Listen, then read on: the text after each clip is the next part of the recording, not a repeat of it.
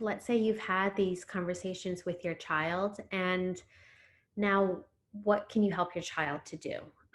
These next things are things that I wish more parents did when I was younger to help their child who might have hurt another child.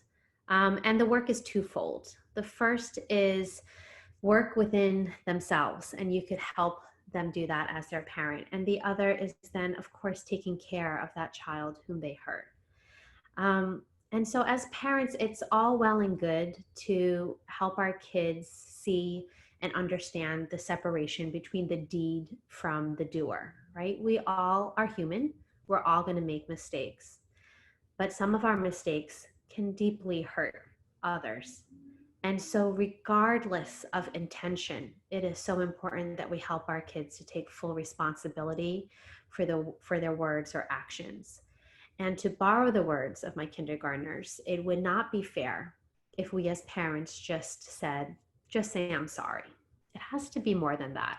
It has to be more because the hurt that they caused is deep.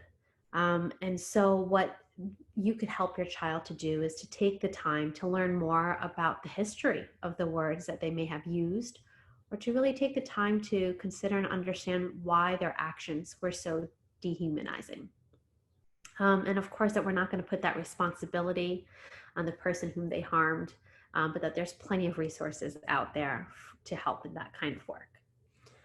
And then the other is to then actually restore the care to the child whom they hurt. And it's important to center this next step on that child, and to really honor where they're at and what their wants and needs are at that time of what's going to help them to heal and to move on.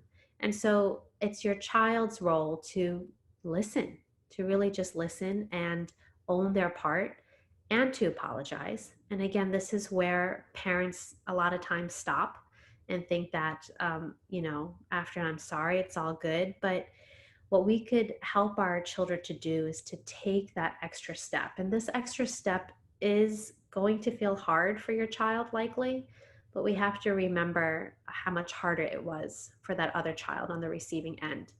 And so one thing that they could do is to share with them what they've learned and what they now understand, and share how things are going to be different for the future. And that helps them to be held more accountable. And it also helps the other child to feel some sense of reassurance of how the future is going to change with at least your child.